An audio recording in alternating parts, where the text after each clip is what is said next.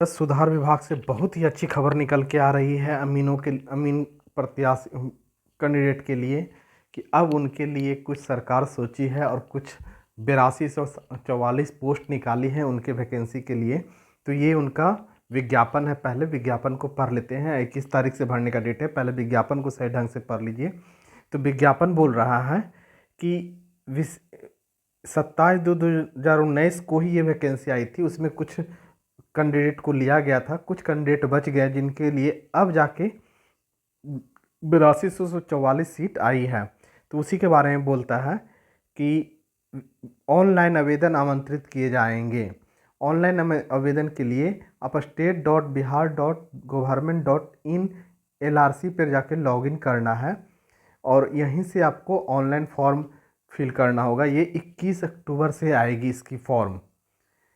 उसके बाद अब ये विशेष सर्वेक्षण अमीन कुल पद 8244 8244 रिक्तियां आई हैं। मुझे लगता है कि बहुत अच्छी रिक्तियां हैं और मैक्सिमम कैंडिडेट इन पे निकलने वाले हैं। अच्छा, ये बांटा गया है कैटेगरी वाइज कैटेगरी कि जनरल में कितने हैं, EBC EWS महिला, इन सबों में बांटा गया है। तो सबसे पहले है जनरल अनुसूचित जाति।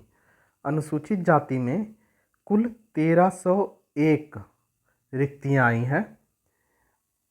ये जनरल कैटेगरी वालों के लिए है। कुल 1301। अनुसूचित जनजाति के लिए 75। अनुसूचित जनजाति मतलब BC1 BC2।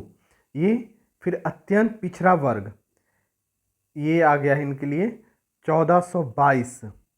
पिछड़ा वर्ग SC शेड्यूल कास्ट 917। महिलाओं के लिए अलग से आरक्षित सीट है।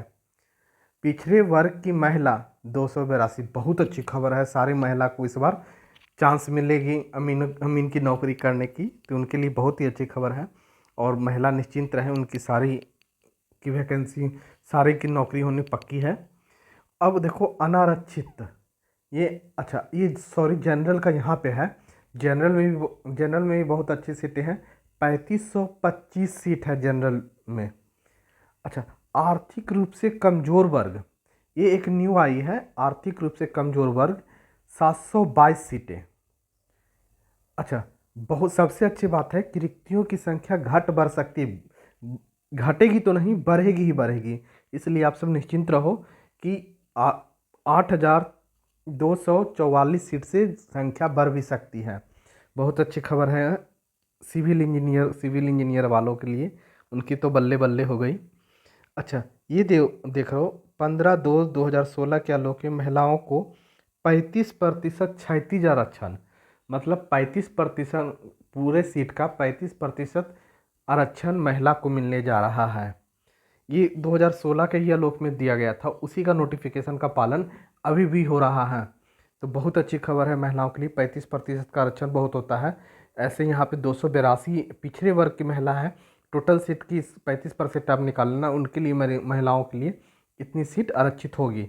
उसके बाद बोल रहा स्वतंत्रता सेनानी जिन्हें केंद्र सरकार द्वारा पेंशन, वैसे स्वतंत्रता सेनानी जिन्हें केंद्र सरकार द्वारा पेंशन प्राप्त है, उनके पोता पोती नाती नतनी को 2% का अलग से आरक्षण मिलेगा।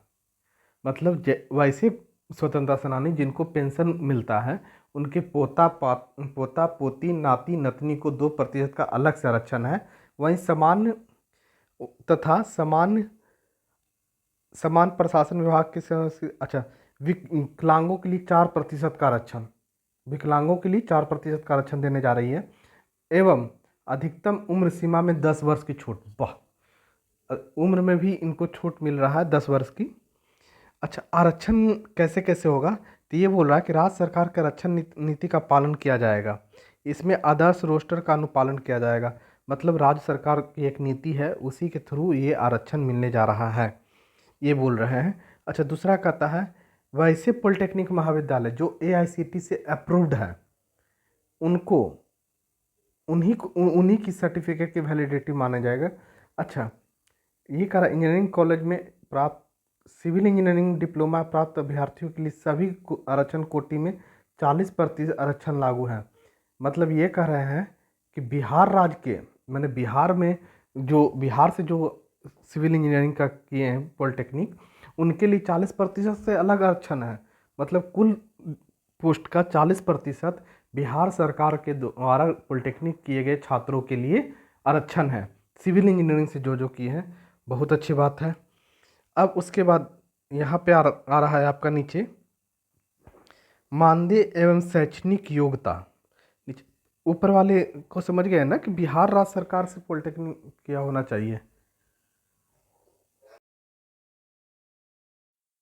चलो अब आगे बढ़ते हैं, इनकी मानदेय और शैक्षणिक योग्यता क्या क्या रखी गई है। तो पहला है पदनाम, जिसमें लिखा विशेष सर्वेक्षण अमीन। अमीन की पोस्ट दी जाएगी इनको। न्यूनतम योग्यता एवं आरक्षता, ये है न्यूनतम योग्यता इनकी होनी चाहिए सिविल इंजीनियरिंग में डिप्लोमा, मतलब सिविल इंजीनियरिंग से डिप्लोमा होना चाहिए। अब फिर इनका कहना है कि इनकी मानदेय है 31,000 रुपये पर मंथ, 31,000 रुपये पर मंथ के साथ है मानदेय 24/24/2022, मतलब 24 इतना 0.50 EPF एंड ESIC सरकार का अंशदान होगा। इसमें 2797 रुपया का सरकार का EPF और ESIC का अंशदान है। मोबाइल लैपटॉप व इंटरनेट की व्यय की प्रतिपूर्ति 4,000 रुपये प्रति माह के, एक माह का 4,000 रुपया लैपटॉप का दिया जाएगा उसकी क्षतिपूर्ति के लिए, और 400 रुपया इंटरनेट की भी सुविधा दी जा रही है। सबसे अच्छी बात है कि 4,000 तो अलग से दिया जा रहा है, 400 लगभग टोटल उनकी सैलरी बन के जाएगी 37,000 समथिंग। तो अच्छी खबर है। 31,000 का मानदेय तो अलग से है, EPF ESIC अलग से है। अच्छा, इनका एक ये मानदेय पे पोस्ट है, यहाँ पे ये समझ जाना कि ये आपकी रेगुलर पोस्ट नहीं है, ये मानदेय पे पोस्ट है। और मानदेय मेरे अनुसार 2024 तक का है, वो नीचे मैं दिखा दूंगा, वो 2024 तक का मानदेय है। तो अब इसके पाँचवें कॉलम छठे कॉलम पे आते हैं। तो पाँचवा कॉलम कह रहा है कि अमीन के चयन के पश्चात स्वयं का लैपटॉप, मोबाइल एवं इंटरनेट होना अनिवार्य है। ये बात का ध्यान रखना, आपका अपना लैपटॉप यूज करना है या मोबाइल और इंटरनेट यूज करना है, जो आप कहीं से भी ले सकते हैं, उनके लिए अलग से आपको राशि दी जाएगी। कह रहा है कि इस हेतु उक्त नवनियोजित संविदा कर्मियों को 1 वर्ष तक प्रति माह, हाँ यहाँ पे देखो मैं पहले ही बोल रहा हूँ, स्वयं का लैपटॉप, मोबाइल और इंटरनेट होना चाहिए। और देखो ये बोल रहा है 1 वर्ष तक प्रति माह 4,000 रुपये का अतिरिक्त भुगतान, मतलब प्रति माह मतलब एक माह का 4,000। और उसके बाद है इंटरनेट पर होने वाले व्यय 400 रुपये प्रति माह, मतलब 4,400 रुपया आपको एक्स्ट्रा से, मतलब 31,000 4,400 इधर, मतलब हो गया आपको 35,400, और 2,797 रुपया ये भी और ESIC के रूप में, मतलब आपका हो गया लगभग 37,000 रुपये। अच्छा, न्यूनतम आयु क्या होना चाहिए? न्यूनतम आयु 1/1/2022 को 18 वर्ष आपका हो जाना चाहिए न्यूनतम आयु। और अधिकतम आयु के लिए तो लगभग सारे एलिजिबल हो जाएंगे। देखो मैं बता रहा हूँ, अधिकतम आयु है अनारक्षित पुरुष के लिए 37 वर्ष, और मतलब जनरल कैटेगरी वालों के लिए 37 वर्ष है, और महिला अत्यंत पिछड़ा वर्ग OBC BC BC1 BC2 वालों के लिए, EWS वालों के 40 वर्ष, अनुसूचित SC ST वालों के लिए, पुरुष एवं महिला दोनों अभ्यर्थियों के लिए 42 वर्ष की, मतलब 37 वर्ष जनरल वालों के लिए, OBC वालों के लिए 40 और SC ST वालों के लिए 42। नियोजन अवधि, अब चलते हैं आपकी ये मानदेय पे जॉब कब तक है, तो 31 मार्च 2024 तक के लिए होगा। अच्छा, इसमें एक पॉइंट आगे भी जोड़ा गया है, आवश्यकता पड़ने पर इसे बढ़ाया जा सकेगा। बहुत अच्छी खबर है, आवश्यकता पड़ने पर इसे बढ़ाया जाएगा। ये पहले से जोड़ रखा है, आप सब कन्फर्म रहो कि बढ़ाया ही जाएगा। अच्छा, अब चलते हैं इसके चयन प्रक्रिया।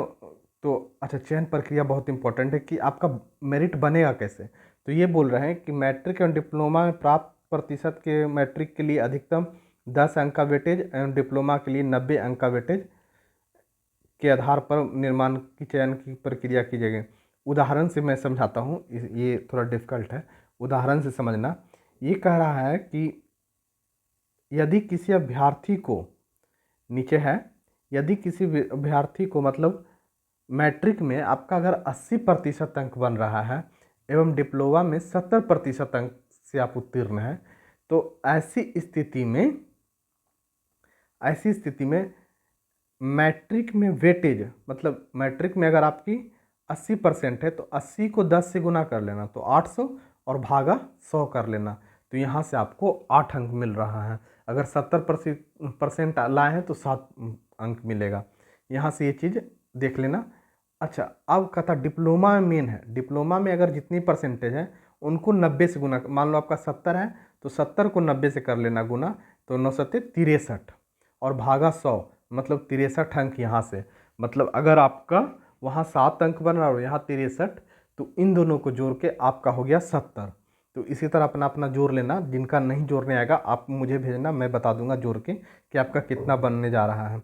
अच्छा, ऑनलाइन आवेदन की तिथि 21/10/2022 से लेकर 16/11/2022 के 12 बजे रात तक, मतलब लास्ट डेट 16 नवंबर तक ही है। आप सब फिर से सुन लीजिए, लास्ट डेट आपका 16 नवंबर तक ही है। अच्छा, विस्तृत जानकारी के लिए अपना वेबसाइट दे दिए हैं, वहाँ पे चल जाइएगा। अच्छा, इसके सबसे अच्छे इंपॉर्टेंट पॉइंट पे जाते हैं कि इससे पहले भर लेना, और 13 नंबर पॉइंट पे चलते हैं अब, कि ये पहले रजिस्ट्रेशन की प्रक्रिया पूर्ण होने के पश्चात अभ्यर्थियों को मोबाइल पर एक ईमेल आईडी और मोबाइल पर और ईमेल आईडी पे एक OTP प्राप्त होगा, उससे आप पासवर्ड बना लीजिएगा। और आपको अब भरना आगे personal detail, education detail, photo and signature, documents upload, ये सारा कुछ ऑनलाइन प्रक्रिया है। तो ये सारा कुछ अपने पास में रख लेना, फोटो एंड सिग्नेचर, मैट्रिक और डिप्लोमा का स्कोर कार्ड मांगेगा तो उसको भी रख लेना है। अच्छा, अब देखो 14वां लाइन, ये कहता है कि 4 दिनों का एक अच्छा, ये जब फॉर्म मतलब 16/11 को जब फॉर्म लास्ट हो जाएगा तो 4 दिनों का अलग से एक विंडो खुल के आएगा, जहाँ पे आपके द्वारा की गई गलती को आप सुधार सकते हैं।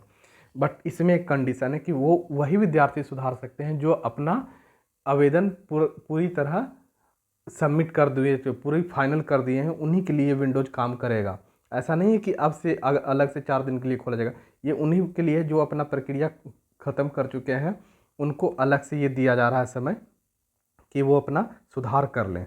चलो, ये बता दिया गया मैंने, यहाँ पे से ये बताया जा रहा है कि इस डेट तक ही नए आवेदक, यहाँ पे ये बोल रहा है नए आवेदक आवेदन नहीं कर सकते हैं, तो थोड़ा सचेत हो जाइए कि कैसे कैसे आवेदन करना है, और आप बाहर नहीं हो, इस बात का ध्यान रहे।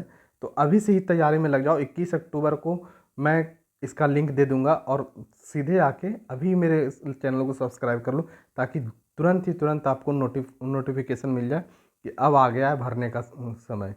तो इस मेरे चैनल को सब्सक्राइब कर लेना। और आगे देखो अंकित तथ्यों, हाँ, ये बोल रहा है कि काउंसलिंग के दिन आपके द्वारा अतिरिक्त अन्य कोई दस्तावेज मान्य नहीं होंगे, जो अभी दे दिया वही मान्य होना होगा। तो इसलिए सारा कुछ देख लेना, और अपने मैट्रिक और पॉलिटेक्निक वाले 10